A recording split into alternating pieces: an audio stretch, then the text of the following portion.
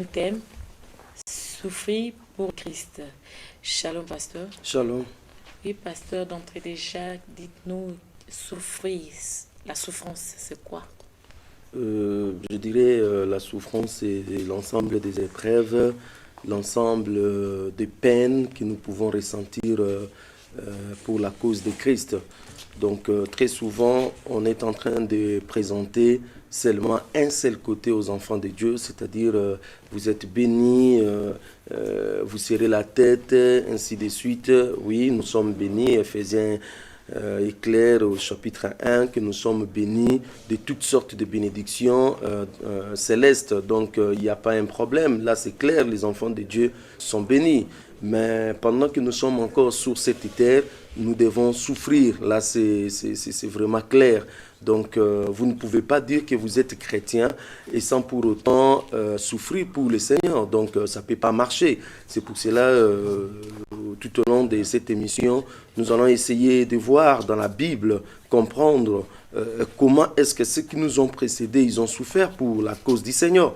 Parce qu'aujourd'hui, si vous dites aux gens que vous devez souffrir pour la cause de Christ, ils te disent directement, non, lui, il a un démon, ou bien il amène des enseignements très compliqués. Les gens veulent écouter des choses du genre, tu auras une Mercedes, tu auras une voiture, il n'y a pas de souffrance, alors que cela est pratiquement impossible. Toute personne qui veut suivre le Seigneur doit se charger de sa croix. Toute personne qui veut être disciple de Jésus, il y a la souffrance qui sera forcément attachée à ça.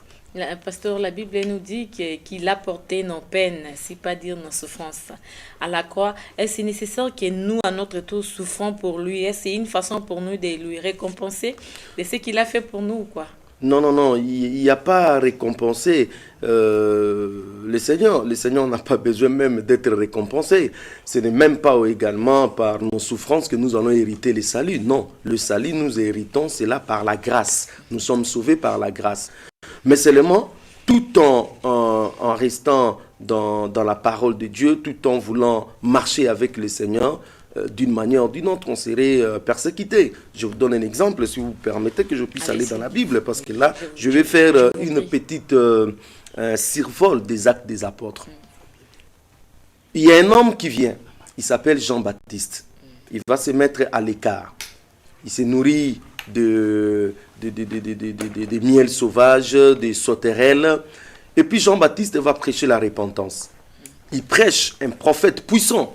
Il va prêcher la repentance. C'est lui, en fait, qui va présenter Jésus au monde. Il dit, voici l'agneau de Dieu qui ôte les péchés. C'est-à-dire, c'est Jean-Baptiste qui a réussi la mission de préparer le chemin pour le Seigneur, d'introduire le Christ. Et il va faire sa mission. Et vous savez comment Jean-Baptiste est fini? Il a été décapité. La tête coupée. Un prophète, un homme de Dieu qui a prêché avec puissance. Toute la ville s'est déplacée pour aller lui suivre dans le désert, mais il a fini la tête. Et heureusement, le Seigneur était déjà présenté. Le Seigneur va prendre la relève. Il prêche la parole, il guérit, il nourrit, un miracle comme pas possible. Vous savez comment Jésus a fini? Crucifié à la croix. Vous comprenez? Crucifié à la croix. Il va mourir, il va ressusciter, il va laisser la responsabilité aux disciples, aux apôtres de continuer la mission. Et il leur dit, vous serez mes témoins. Les témoins là dont on parle veut dire aussi martyr. Mais il n'a pas dit, vous allez souffrir ou mourir. Mais quand on te dit déjà, tu seras martyr, martyr veut dire tu vas souffrir. Martyr veut dire tu vas apporter tu vas subir des choses incroyables. C'est ce que les enfants de Dieu ne comprennent pas. On nous a caché ça. On nous a dit qu'un enfant de Dieu ne peut pas souffrir. Laissez-moi te dire qu'un enfant de Dieu doit souffrir pour le Seigneur. On continue. On arrive dans Actes au chapitre 2. Pierre va prêcher la parole de Dieu. Et les gens sont touchés. L'église est née dans la puissance, dans la gloire. Ainsi de suite. Ça, c'est Actes au chapitre 2. On arrive aux Actes des apôtres au chapitre 4. Vous savez ce qui se passe? On va arrêter Pierre. On va arrêter Jean. On va les jeter dans la prison. Toujours pour la cause du Christ. Toujours. Je peux lire avec vous Actes des apôtres chapitre 4, le verset 1. Tandis que Pierre et Jean parlaient au peuple, servèrent les sacrificateurs, le commandant du temple et des Sadducéens. Mécontents de ce qu'ils enseignaient le peuple et annonçaient la personne de Jésus, la résurrection des morts, Ils mirent la main sur eux et ils les jetaient en prison jusqu'au lendemain, car c'était déjà le soir. Voyez, des hommes remplis de feu, hein? Des hommes remplis de la puissance de Dieu, mais jetés en prison. Vous comprenez? Vous lisez dans Actes des Apôtres, au chapitre 4, le verset 21. Ils sont relâchés. Ils leur firent de nouvelles menaces. On leur fait des menaces et les relâchèrent, ne sachant comment les punir à cause du peuple, parce que tout glorifiait Dieu. Non seulement ils sont jetés en prison, mais la Bible dit qu'ils reçoivent des menaces.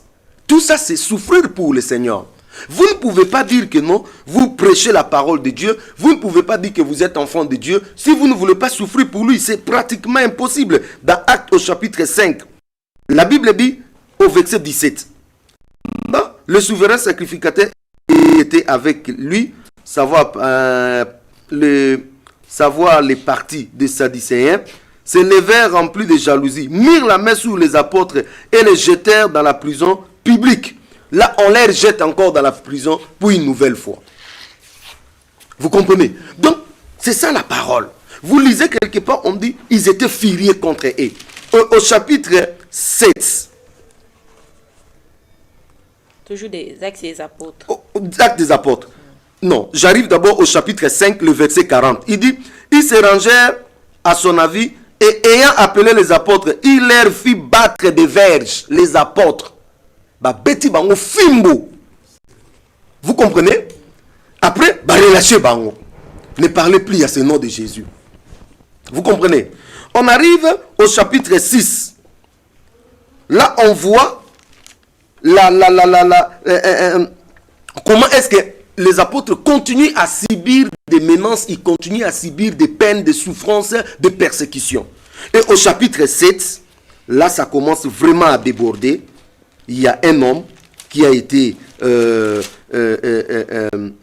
lapidé, c'est Étienne. Il a été tué. Étienne, c'est le premier martyr de la Bible. Il a prêché la parole, les gens l'écoutaient. Plus il le prêchait, plus les gens étaient furieux. C'est étonnant, hein? Plus une personne est en train de parler sous l'onction de l'esprit, mais plus la personne, les gens ont été furieux jusqu'à ce qu'ils l'ont lapidé. Étienne est mort en martyr. Premier martyr de la Bible, Étienne. Mais cela n'est pas fini. Il continue au chapitre 8. La persécution va gagner toute le ville. Vous comprenez? La persécution va gagner. On commence à persécuter les chrétiens. Les chrétiens vont se disperser partout. Vous voyez comment les chrétiens de l'ancien temps ont souffert pour la cause du Seigneur. Au chapitre 12, la Bible dit au verset 1, vers le même temps, le roi Hérode s'est mis à maltraiter quelques membres de l'Église et il fit mourir par l'épée Jacques et Jean. Les apôtres, hein? Jacques et Jean, mourir par quoi? Par l'épée. Oui. Je me pose la question, quel évangile nous sommes en train de présenter aujourd'hui au peuple? L'évangile de Visa. L'évangile de Kingdom Now. Kingdom Now, c'est-à-dire régnons maintenant. C'est ça le temps de régner. Ça, ce n'est pas le temps de régner. Il y a une fois, lorsqu'on est venu attraper Jésus pour l'amener à la croix, Pierre a pris son épée, il a frappé. Il a arraché l'oreille d'un des serviteurs de ces gens-là. Et Jésus lui dit, remets ton épée, le combat n'est pas avec ça. Si j'avais besoin de la délivrance, j'allais demander à mon Père de me donner 12 légions d'anges et finir avec ces gens. Ce n'est pas le temps pour nous de régner maintenant. Maintenant, c'est le ténèbre qui est en train de diriger l'antichrist avec son système, ainsi de suite. Jésus-Christ va revenir pour établir les règnes millénaires. Mais entre-temps, aujourd'hui, nous devons souffrir pour le Seigneur. Pasteur, de quel genre de souffrance allons-nous vivre? Est-ce celle que Jésus a vécue dans la croix ou... Tout est possible. Je vous lis dans 2 Corinthiens. Au chapitre, je donne l'exemple de Paul. Votre vie, Étienne a été lapidé. Voilà. Il y a eu des gens qui ont été menacés, oui, décapités, oui. Et nous autres, là, qu'est-ce que nous allons vivre? Alors, Paul est en train de nous dire une série de souffrances. Peut-être que vous allez vous retrouver dans ces souffrances. Je ne dis pas que vous finirez à être décapité. Je ne dis pas que vous serez lapidé. Il y a des serviteurs de Dieu qui sont jusque-là en prison à cause de l'évangile. Bon, je ne dis pas que vous serez seulement en prison. Je dis la souffrance avec le Seigneur peut venir d'une manière ou d'une autre. Ok? Alors, il y a par exemple dans 2 Corinthiens au chapitre 11. 2 Corinthiens au chapitre 11. Nous lisons avec vous les souffrances que Paul a dit en direct. Pour voir que mon frère, l'évangile que nous avons là, l'évangile de prêcher Christ là, ce n'est pas donné à tout le monde. Beaucoup vont bien commencer, mais ils ne vont pas bien finir. Pourquoi? Parce que quelque part là, ils vont lâcher prise. La Bible dit dans 2 Corinthiens au chapitre 11, le verset 23. Sont-ils ministres de Christ? Je parle en termes extravagants. Je le suis plus encore par les travaux, bien plus par des coups, bien plus par des emprisonnements, bien plus souvent en danger de mort. Souvent en quoi? En danger de mort. Est-ce qu'il n'y a pas aujourd'hui des enfants de Dieu qui sont en danger de mort? Ça arrive. Ils sont en train de participer dans la souffrance avec le Seigneur. Alors la Bible dit, 5 fois j'ai reçu des Juifs 40 coups moins 1. Chicoté. 5 fois. L'apôtre Paul, celui qui a reçu des révélations et des révélations. Celui qui est parti, qui a circulé le monde en train de prêcher l'évangile. Je ne sais pas si l'apôtre Paul était de notre époque. On pouvait le dire, peut-être qu'il est le super bishop. Je ne sais pas si on allait lui dire qu'il est l'apôtre interplanétaire. Je ne sais pas quel nom on pouvait donner à l'apôtre Paul. Mais cet apôtre que nous sommes en train de voir, celui qui nous a donné presque les épîtres que nous avons, celui qui nous a donné la grande partie de la révélation de la nouvelle alliance, la Bible dit, il a reçu des Juifs 5 fois 40 coups moins 1. Est-ce qu'il y a aujourd'hui des gens qui souffrent? Dans 39, on l'a 5 fois, on l'a chicoté. Donc, 5 occasions, il a été chicoté. Est-ce qu'aujourd'hui nous sommes prêts d'être chicotés pour le Seigneur? C'est seulement chicoté, oui. Ça continue, hein? Je lis avec toi. Il dit, 3 fois j'ai été battu des verges. 3 fois battu des verges. Il continue. Il dit, 1 fois j'ai été lapidé. Lapidé, ma sœur. Est-ce que vous comprenez? Quel genre de souffrance nous avons déjà enduré pour le Seigneur? Alors, la Bible continue. Il dit, 3 fois j'ai fait naufrage. Azindara Maï 3 fois. Il n'y a pas de démon là-dessus. 3 fois il a fait naufrage. Il continue. Il dit, j'ai passé un jour et une nuit dans l'abîme. Nakachali Boulou. Il a passé une nuit et un jour. Il continue, il dit, fréquemment en voyage. Ce sont des souffrances pour le Seigneur. Lorsque nous allons en voyage pour prêcher la parole de Dieu, nous ne savons pas qui va nous accueillir là-bas. Peut-être on vous vole vos histoires là au cours de la voyage. Ainsi de suite, frère. Ce sont des souffrances que nous en dirons pour le Seigneur. J'ai été en péril sur le fleuve, en péril de la part des brigands, en péril de la part de ceux de ma nation, en péril de la part des païens, en péril dans les villes, en péril dans le désert, en péril sur la mer, en péril parmi les faux frères. Des faux frères qui sont au milieu de nous. Quand vous prêchez la parole de Dieu dans toute la vérité, ils sont un danger pour toi. Parce qu'un faux frère qui sont en train de prêcher, de voler le peuple de Dieu, comme ces derniers temps, il y a un système qui est sorti. J'aimerais attirer, frères bien-aimés, ne vous laissez plus voler votre argent. Je vois ça partout. Comment ça? 4 personnes, 5 personnes, ils vont s'assembler, ils vont dans un marché, ils vont dans une place publique, et un d'eux c'est un prophète, ils vont commencer à prophétiser sur les gens, et vous jetez de l'argent, ils sont en train de dire des choses qui ne vont pas s'accomplir. Et les autres sont là en train d'encadrer les gens, et ce sont eux qui vont commencer à donner de l'argent en premier pour stimuler les gens. Et puis ces gens-là sont en train de faire tout simplement du comex avec le nom du Seigneur. Des faux frères. Vous voyez, des gens qui se sont introduits sournoisement au milieu de nous pour épier la justice, pour épier la liberté des saints. Et qu'est-ce qui prouve que ce ne sont pas les Parce qu'ils n'ont jamais prêché Jésus. Ils n'ont jamais prêché le message qui prépare le peuple de Dieu à l'enlèvement. Ils n'ont jamais prêché le message qui va aider le peuple à la repentance, à la sanctification. Ils ont toujours des versets bibliques qu'ils développent pour appuyer les actes. La plupart sont des tanfoumous, des mandona. La plupart sont des gens qui lisaient les mains des gens. Comme les gens sont fatigués ils entrent maintenant à l'église avec des anciennes pratiques. de soutirer l'argent, la Bible dit, vous avez reçu gratuitement, donnez aussi gratuitement. Lorsque vous voyez là où la parole de Dieu est monnayée, il y a une sorte d'échange, donnez ceci, vous serez ceci, donnez ceci. Dieu n'est pas là. J'ai été étonné, une sœur nous a montré une fiche de consultation. Elle est allée voir un pasteur, on lui donne une fiche de consultation, elle remplit la fiche, elle donne l'argent, et puis elle voit le pasteur. Je n'ai pas vu ça dans la Bible, ça c'est démoniaque. S'il y a des gens qui me suivent à la maison, un pasteur, un homme de Dieu vous dit, il faut remplir une fiche, il faut consultation, ceci, cela, ce n'est pas de Dieu. Nous avons reçu gratuitement, nous donnons gratuitement. Tout ça, ça vient d'où? Les gens ne veulent pas souffrir pour Dieu. Voilà pourquoi on ne veut plus présenter du côté souffrance pour le Seigneur. On veut seulement présenter le côté, je ne sais pas moi, vous serez la tête. Même, et depuis qu'on est en train de dire aux gens, vous serez la tête, les gens n'ont jamais été la tête. La Bible aussi nous dit qu'il faut partager vos richesses avec ceux qui vous prêchent la parole de Dieu. Librement. Librement. Je n'ai pas été forcé. La Bible dit que chacun donne avec joie selon ce qu'il a résolu sans contrainte. C'est ce que la parole de Dieu nous dit. Donnez avec joie tel que vous avez résolu dans votre cœur, sans contrainte. Lorsque vous dites à une personne, Dieu me dit, l'argent qui est dans votre poche là, vous devez le donner, même si c'est votre argent de transport. Il y a contrainte. Ça, ce n'est pas Dieu. Dieu pourvoira pour vous. Ça, c'est contrainte. La personne ne donne pas librement dans son cœur. Mais si une personne vient et dit que non, le Seigneur m'a demandé de vous donner ça, là, un homme de Dieu peut prendre. Mais si ça commence à être des tromperies, on commence à fonder des prophéties pour donner à une personne, pour soutirer son argent. Un impudique qui vient à l'église, on n'a même pas dû à dénoncer ses péchés. Tout ce qu'on voit, ma sœur, Dieu va t'élever, Dieu va te bénir. Pour sceller cette prophétie, on prend une enveloppe, on donne. On est à côté. Vous comprenez? Nous devons souffrir pour le Seigneur. Il continue, il dit, j'ai été dans des travails et dans des peines, exposé à de nombreuses veillées, à la faim et à la soif. Aujourd'hui, nous ne voulons plus avoir faim.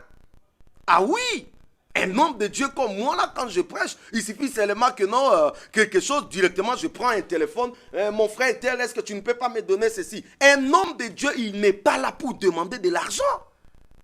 On n'est pas là pour rançonner. On doit être respectueux. Nous ne sommes pas là pour passer de maison en maison en train de rançonner de l'argent. Ça, c'est quel genre des hommes de Dieu? Ça, c'est quel genre de serviteurs de Dieu? J'ai appris à regarder à Jésus. Mon juste vit par la foi. Celui qui m'a donné le ministère, ce n'est pas un homme. Celui qui m'a donné le ministère, c'est Dieu. Et c'est celui-là qui m'a donné le ministère. Il pourvoira à mes besoins. Je n'ai pas à me promener, à aller de maison en maison pour aller rançonner les gens de l'argent. Si je ne trouve pas de l'argent, je préfère mourir enfamé. Paul mourait enfamé. Mais regarde les révélations que cet homme. Il dit, je souffrais de la soif. Aujourd'hui, si vous dites à un enfant de Dieu, vous devez supporter ces épreuves que vous êtes en train de passer. Il te dit, non, ça c'est la condamnation. Mais grand Paul, le Paul ici, l'apôtre Paul, il souffrait de la faim. Pasteur, c'est pas parce que vous travaillez quelque part, parce qu'il y a des serviteurs de Dieu qui n'ont pour travail que l'évangile. C'est pas ça. Le Paul ici, il travaillait aussi, non? Paul travaillait. Qui a demandé à cet homme de Dieu de ne pas travailler? Qui lui a demandé de ne pas travailler? Il n'a pas trouvé de travail. Alors, qui s'appuie à Dieu qui lui a donné le ministère? Vous comprenez? Si tu n'as pas trouvé le travail, si tu n'as pas quoi faire, continue avec l'évangile, mais regarde à Dieu.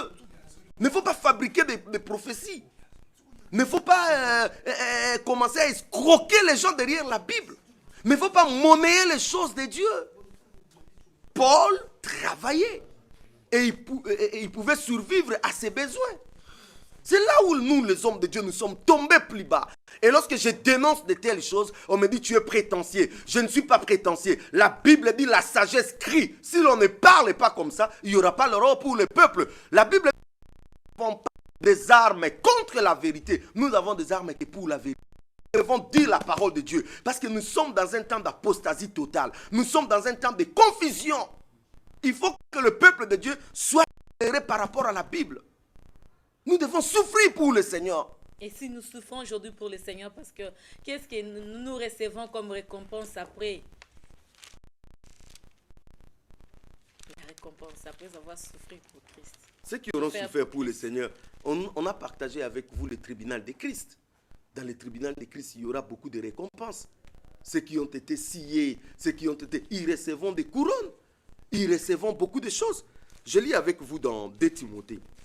Et ici sur terre, nous n'avons pas droit à cette récompense. Quelle récompense tu veux avoir sur la terre?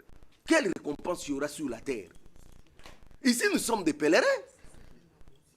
La Bible dit, hein, si vous avez le vêtement et la nourriture, cela vous suffit. Donc pour Dieu, si vous avez la nourriture, vous avez le vêtement, cela vous suffit. Ceux qui veulent tomber dans l'amour de l'argent, dans le souci des biens de ce monde, ils tombent plus bas. Ils finissent par se corrompre. Vous comprenez? Je ne dis pas que non. Il ne faut pas dire que non. Le pasteur a dit qu'un enfant de Dieu ne peut pas acheter une voiture. Un enfant de Dieu ne peut pas acheter une maison. Non, non, non. Un enfant de Dieu peut acheter une voiture. Si le Seigneur te bénit, tu trouves quelque chose, tu peux acheter une voiture. Tu peux acheter une maison. Mais cela n'est pas notre priorité numéro 1. Ma priorité numéro 1, c'est prêcher Jésus. Ma priorité numéro 1, c'est vivre la vie de Christ. Garder la foi jusqu'à la fin. Si je ne trouve pas la maison, si je ne trouve pas la voiture, tant mieux, je continuerai à annoncer Jésus. Ce n'est pas ma priorité la maison, ce n'est pas ma priorité la voiture. Ma priorité, c'est annoncer Jésus. Même tout en étant nu. Même à pied, le Seigneur me donnera toujours le vêtement. Il dit, si vous avez le vêtement et la nourriture, cela vous suffit. Il me donnera toujours. Parce que lui qui m'a appelé. Mais il y a des gens qui meurent. Il y a des gens qui souffrent. Il y a des gens qui, à cause de l'évangile. Bien aimé, nous devons comprendre cela. 2 Timothée 1,8. Écoute ce que Paul dit, hein, dans 2 Timothée 1,8. Il dit, n'aie donc point honte du témoignage à rendre à notre Seigneur, ni de moi son prisonnier, mais souffre avec moi pour l'évangile par la puissance de Dieu. Paul dit à Timothée, souffre avec moi pour l'évangile. Est-ce que nous souffrons pour l'évangile? Dis seulement aux gens, nous allons aujourd'hui sortir dans des rues pour prêcher la parole de Dieu à 5 heures. Oh pasteur, tu sais, à 5 heures, tu vois, à cette heure-là, on donne des explications. Il y a des koulouna. Dis seulement aux gens, frère, aujourd'hui nous allons nous rassembler, nous allons prêcher la parole de Dieu sur la place Rond-Point Victoire. Oh, tu vois, moi avec ma cravate, moi avec ma veste, on va me voir. On ne veut pas souffrir pour Jésus. On a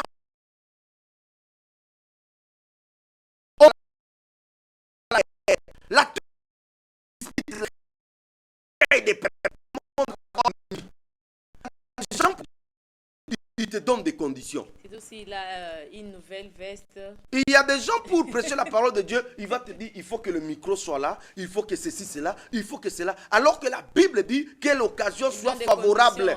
L'occasion favorable ou mauvaise ou non favorable, prêche la parole. La parole de Dieu doit être prêchée. Un enfant de prêcher la parole partout. Nous devons souffrir. Il dit, souffre avec moi. Est-ce qu'aujourd'hui nous souffrons pour le Seigneur? Ça c'est vraiment un problème que nous avons. 1 Corinthiens au chapitre 4. 1 Corinthiens au chapitre 4. Voyons ce que l'apôtre est en train de dire. Hein, à partir du verset 9.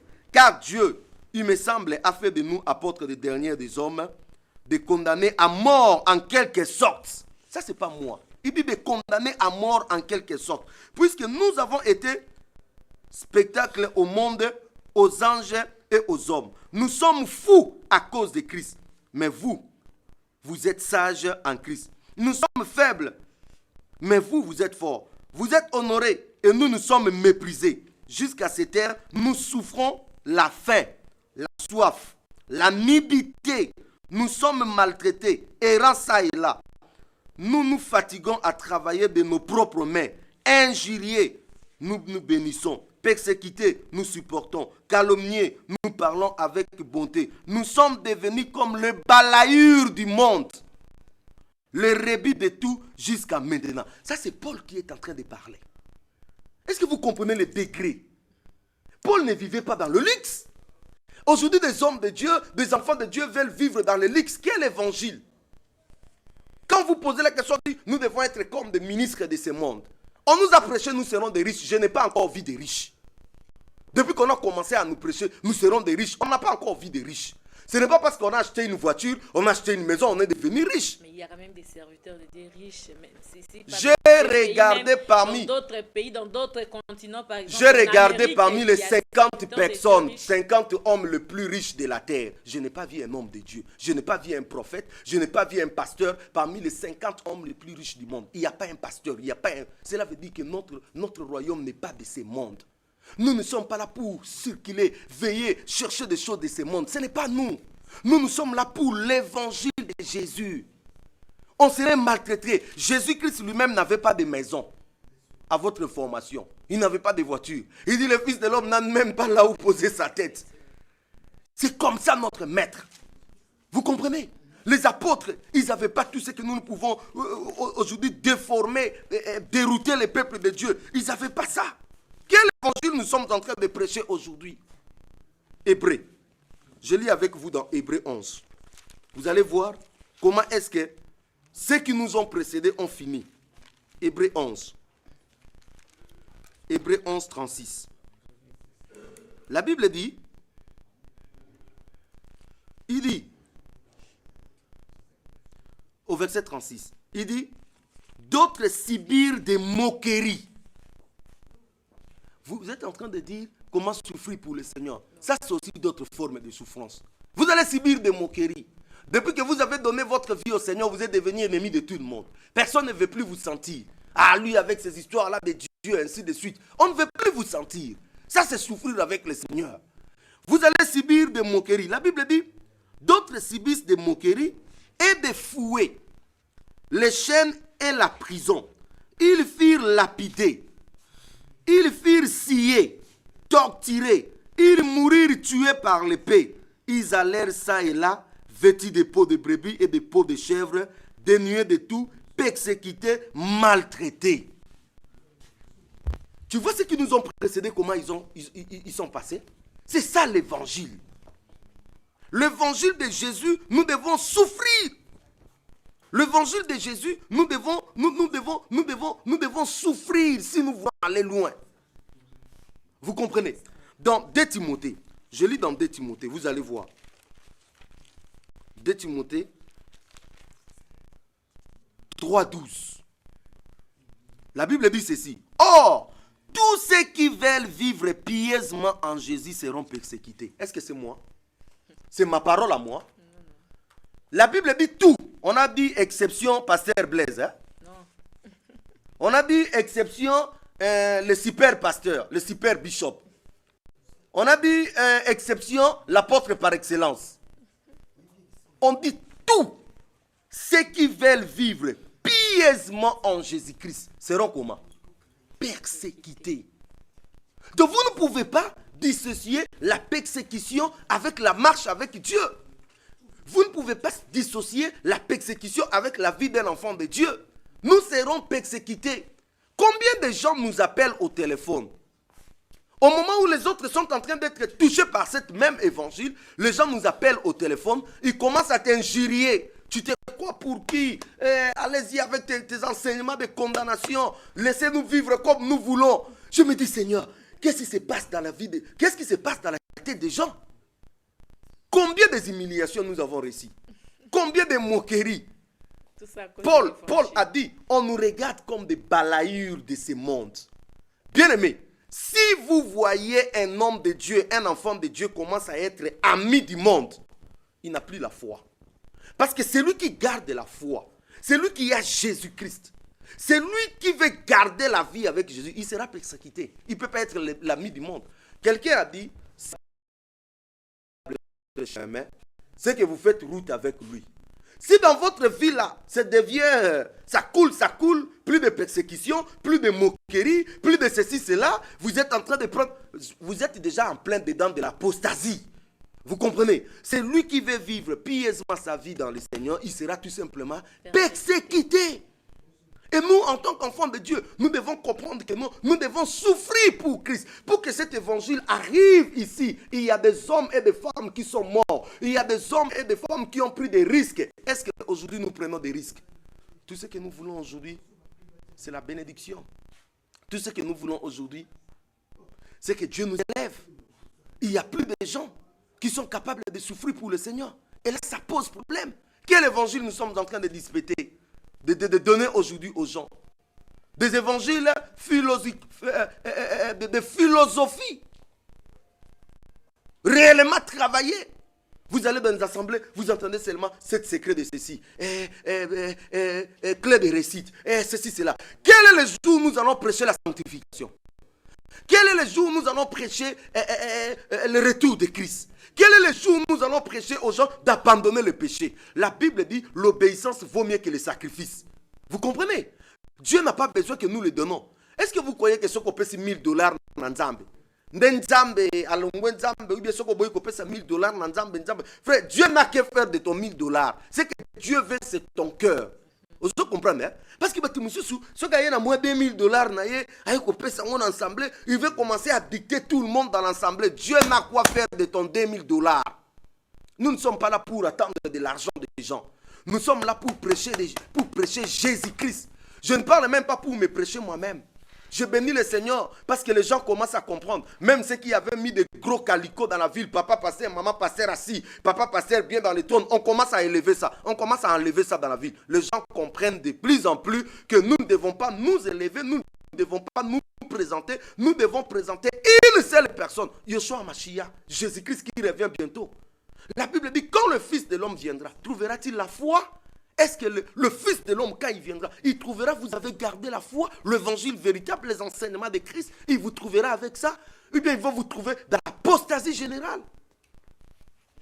Pasteur, puisque vous parlez de souffrir pour Christ, savez-vous qu'au fin fond, plutôt nos provinces, dans nos provinces, il y a des enfants de Dieu, bien sûr, qui ont besoin de cette parole aujourd'hui et qui n'en ont pas parce qu'il n'y a pas de serviteurs de Dieu qui peuvent venir, par exemple, de Kinshasa pour leur prêcher la parole de Dieu. Ce n'est pas pour ces enfants de Dieu-là, parce que puisque vous parlez de souffrir pour Christ, vous ne pouvez pas souffrir pour Christ en allant jusqu'au fin fond de ces villages pour aller prêcher aux enfants de Dieu qui ont soif de cette parole. Évidemment. Quand les gens ils raisonnent déjà, il faut aller où? Il faut aller à Kakakokombe, ou bien il faut aller, je ne sais pas moi, dans les fonds là, chez les Pygmées, je ne sais moi. Il dit quel intérêt il a là-bas. Qu'est-ce qu'on va lui donner là-bas? Quelle offrande il va recevoir là-bas? Vous comprenez? On préfère, oh Seigneur, j'aimerais être un missionnaire. Le Seigneur va m'envoyer annoncer à Ali. Le Seigneur, j'aimerais être un missionnaire pour toi. Le Seigneur va m'envoyer en Allemagne. Vous comprenez? Mais non, mon frère. Non. Pourquoi nous voulons seulement aller là-bas? Frère Thomas, des intérêts. La chanter. Des intérêts. Vous voyez, ce sont des intérêts. Des intérêts. Des intérêts. On veut seulement tournoyer ici. Et ici, en train de rançonner. Ici, on est en train de... on prendra le risque. Bien, mais au sala naufrage ndengeni soko ke kote. Okomata ngomba matadi okitite ndengeni. On doit souffrir pour le Seigneur. La souffrance, là je suis en train de parler, c'est dans le travail de Dieu. Nous devons nous donner corps et âme. Nous devons nous donner jusqu'au fond. Même si nous sentons des pressions. Mais nous sommes en train d'avancer avec le Seigneur. Souffrir avec Christ. Même si les gens se moquent de toi, continue à prêcher. Je n'ai pas besoin que des gens soient mes fanatiques. Moi, je ne viens pas prêcher à la télé pour que les gens disent que on a été fanatique des pasteurs. On a été fanatique des apôtres, fanatique de ceci. Ça nous amène où? On a formé non des disciples, on a formé des fanatiques. Voilà pourquoi même si on marche dans une vie mauvaise, personne ne dit mot. Parce que derrière, on n'a pas de disciples, on a des fanatiques. Oh, Dieu a dit de faire des disciples. Jésus nous a demandé de faire des disciples. Et nous, au lieu de faire des disciples, nous n'avons pas fait des disciples, nous avons fait des fanatiques religieux. Nos églises aujourd'hui sont remplies de fanatiques et non de Jésus. Des gens qui sont prêts à parler de leur pasteur. Notre pasteur est ceci. Notre pasteur, il va en Europe. Notre pasteur, il fait ceci. Notre pasteur, il fait ceci. Mais quand est-ce que tu vas parler de Jésus? Il y a même aujourd'hui des ministères qui introduisent des hommes de Dieu. Je n'ai pas vu ça dans la Bible. Il n'y en a pas. Je connais des hommes qui prêchent Jésus-Christ dans la Bible. Nous prêchons une seule personne. Nous prêchons un seul nom. Le nom de Jésus-Christ de Nazareth. Devant ce nom-là, on ne peut pas placer un autre nom. Tous les noms sont en train de tomber devant le nom de Jésus. Oh, j'aime Jésus. quand je prêche Jésus, c'est lui seul. Paul dit, nous prêchons une seule personne, Jésus. Notre évangile est basé sur une seule personne, Jésus. Quel évangile nous sommes en train de prêcher aujourd'hui? C'est pour cela que vous voyez, notre pays est dans une sorte d'embouteillage spirituel. Confusion. Hier, je suivais encore la télé. Un prophète qui a mis des fils à une personne, il dit, non, je voulais les protéger contre des esprits. Ça se trouve où dans la Bible? Vous voyez des nganga, des mandona, ils ont pris la Bible maintenant, ils travaillent derrière la Bible et ils sont en train de blasphémer le nom du Seigneur. C'est pour cela que vous montez dans des bus, une petite prédication comme ça, on commence à demander de l'argent. Ça, c'est quel évangile? Nous devons nous réveiller. Enfants de Dieu, nous devons nous réveiller. Nous sommes dans un temps d'apostasie totale. Nous sommes dans un temps où la corruption est en train de gagner. Nous sommes dans un temps où les gens vont abandonner la saine doctrine pour se tourner dans des fables. La Bible dit, les gens aimeront écouter des choses agréables à l'oreille. Et ils se donneront une foule de docteurs. Yo zelaka ka enveloppe na yo. Vinangai etali yo te. On vole, on détourne, on fait tout ce qu'on veut. Quand on vient devant le pasteur, papa pasteur, enveloppe yango, il te met la main. Oh, que l'Éternel te bénisse, sois béni. Frère, ça ce n'est pas la parole. Nous devons retourner à la parole véritable. La parole qui est basée sur une vie de sanctification. La Bible dit rechercher la paix et la sanctification sans lesquelles personne ne verra Dieu. La Bible dit errez ceux qui ont le cœur pur car ils verront Dieu. Quel évangile nous sommes en train de prêcher? L'évangile, Dieu me dit, je suis en train... Frère, méfiez-vous de tous ces prophètes que vous voyez aujourd'hui, qui sont en train de prononcer des paroles à tout bout de champ. Oh Dieu m'a dit, oh Dieu m'a dit. Non frère, prêche la parole. Vous connaîtrez la vérité et la vérité vous fera quoi? Vous affranchira. Pasteur, que signifie l'expression dans la Bible, dans Jean 12, 25, selon laquelle celui qui aime sa vie la perdra, mais celui qui aime Dieu plus que sa vie la gardera. Aimer sa vie, c'est tout simplement une personne qui veut encore tourner les regards sur lui, qui vise encore ses intérêts. Une personne qui ne veut pas se sacrifier totalement pour Dieu. En ce moment-là, on conserve sa vie, on conserve son moi, on conserve ses intérêts, on conserve encore tout ce qui est de soi-même. On ne laisse pas les intérêts de Dieu passer devant. On ne laisse pas Dieu nous briser, nous travailler, afin que ça ne soit plus moi qui vis, comme Paul dit. Si je vis maintenant, ce n'est plus moi qui vis, mais c'est Christ qui vit en moi. Vous comprenez? Il faut que le moi tombe. La Bible dit, Paul est en train de dire, tout ce qui était pour moi comme du gain, je le regarde maintenant comme de la boue, à cause de l'excellente connaissance de Jésus.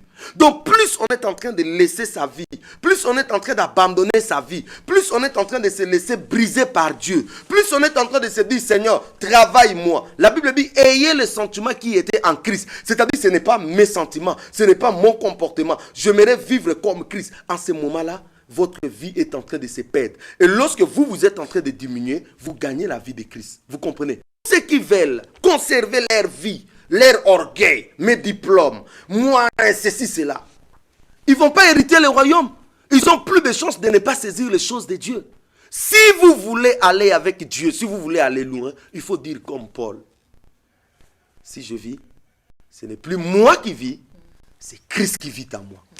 Et le verset 26b dit que celui qui me servira sera récompensé par mon Père. Ici, on n'a pas fait allusion à une quelconque mort pour Christ. On a dit, c'est lui qui me servira. Parce que servir, c'est nécessairement mourir pour. Non. Et puis quand je dis souffrir pour le Seigneur, je ne dis pas que automatiquement tu vas mourir. Je n'ai pas dit ça. Je dis, nous avons plusieurs sortes de souffrances. D'autres ont été coupés la tête. D'autres ont été lapidés. D'autres on s'est moqué d'eux. D'autres ils ont subi des injures. D'autres, ils ont subi des humiliations. D'autres, ils ont subi... Je ne sais pas quelle sorte des histoires toi tu vivras dans ta vie. Chacun a sa façon qu'il est en train d'aller avec le Seigneur. S'il se fait que tu sois coupé la tête, il n'y a pas un problème, glorifie le Seigneur. S'il se fait que tu seras lapidé, glorifie le Seigneur. Si tu seras injurié, tu seras... glorifie le Seigneur. Dernièrement, je passais une émission, une sœur m'a appelé, il m'a dit des choses incroyables, je ne peux pas dire à la télé. Elle m'a injurié comme pas possible. Je lui ai dit que le Seigneur te bénisse. Et j'ai continué. Je continue à prêcher la parole, la véritable parole, la vérité. Même si on va m'injurier, même si je vais subir des humiliations, même si je serai, je ne sais pas comment, je continuerai à défendre la parole de Dieu. Parce que la Bible dit, nous n'avons pas... Même si, ma soeur, je prêche la parole, et cette parole est en train de toucher, je reçois des fils, des coups de fil et des coups de fil de gens qui m'appellent. Pasteur, prie pour moi. Regarde la vie que je menais. Regarde ceci, cela. Les gens veulent que leur vie soit changée. C'est pour cela que nous ne devons pas faire des aventures avec cette parole. Nous devons les montrer Jésus. Nous ne devons pas leur dire, quand je prêche, vous m'avez déjà entendu ici, je dis, venez dans notre assemblée d'Enjili, on a culte, ceci, cela. Ce n'est pas mon affaire. Je prêche la parole de Dieu et que les gens se répandent, point final. Je n'ai même pas que les gens me suivent. Je n'ai même pas besoin que les gens viennent dans notre assemblée. Même là où vous êtes dans cette assemblée, le problème est que tu puisses vivre la vie de sanctification. C'est ça le problème. Le problème est que tu vives la vie de Dieu. Le problème est que tu sois chrétien. Non seulement chrétien dans ton intellect, mais chrétien dans ton cœur. Parce qu'aujourd'hui, nous avons des tombeaux blanchis. Des gens qui ressemblent à des pharisiens. De l'extérieur, ils ont la piété. Mais à l'intérieur, il n'y a pas la vie de Dieu. Voilà pourquoi vous voyez quelqu'un qui tient la Bible, mais il est dans la magie. Des gens qui tiennent la Bible, mais dans l'occultisme. Des gens qui tiennent la Bible, mais dans la sorcellerie. Les gens qui tiennent la Bible, mais ils sont dans des vies compliquées. Pourquoi? Parce que la piété est de l'extérieur. Et ça, c'est un signe qui annonce la fin du monde. La Bible dit, dans les derniers jours, les gens auront une apparence de la piété. Mais régnant, ce qui fait la force, c'est quoi? Vous comprenez? Donc, nous devons avoir la piété à l'intérieur. Et non une piété que les gens nous disent que non, cette sœur-là, assemble la canaille, mais impudique. Mais une personne qui prend des maris d'autrui. Mais une personne, mais tu iras en enfer. Pasteur, qu'est-ce que les enfants de Dieu peuvent retenir de ces thèmes, mourir pour Christ? En tant qu'enfants de Dieu, on nous a menti. On nous a dit que non, aujourd'hui, il y a des gens, des pasteurs qui prêchent qu'un enfant de Dieu ne peut pas souffrir. Cet évangile vient tout droit de l'enfer. Nous avons vu avec vous depuis Jean-Baptiste. Là, je prie seulement depuis Jean-Baptiste. Jésus dit à Jérusalem, Jérusalem, Jérusalem, qui tue les prophètes et qui lapide ceux qui te sont envoyés. Des prophètes ont été tués. Des envoyés du Seigneur ont été lapidés. Ça, c'est la vie d'un enfant de Dieu normal. Tous ceux qui veulent vivre pieusement en Christ seront tout simplement persécutés. Vous serez persécutés au travail. Vous serez persécutés à la maison. Vous serez persécutés avec les amis. Vous serez persécutés par tout le monde. Il y aura d'une manière ou d'une autre la persécution. La persécution, c'est la souffrance. En tant qu'enfants de Dieu, nous sommes des martyrs. Qui dit martyr, cela veut dire celui qui va souffrir pour une cause. Et nous souffrons non pour une personne, mais nous souffrons pour Jésus. Et si tu ne savais pas que tu vas souffrir pour le Seigneur, je te dis tu vas souffrir pour le Seigneur si réellement tu es de Dieu. Et quand tu vas voir la nudité, quand tu vas voir la famine, quand tu vas voir toutes ces choses, bénis seulement le Seigneur, dis merci Seigneur, j'aimerais participer dans ta souffrance. Mais quelle que soit la souffrance qui est devant moi, je continuerai à te suivre, à marcher dans la crainte de ton nom. J'aime quand on chante chrétien jusqu'à la mort. Je serai fidèle jusqu'à la mort. Je serai chrétien jusqu'à la mort. J'ai dit merci au pasteur Blaise pour cette belle prédication, si pas enseignement. Merci à tous ceux qui nous ont suivis à la maison. Merci à toute l'équipe technique qui nous a aidés pour la réalisation de cette émission, des maîtres Mabouki Joachim. Que Dieu vous bénisse. Au revoir.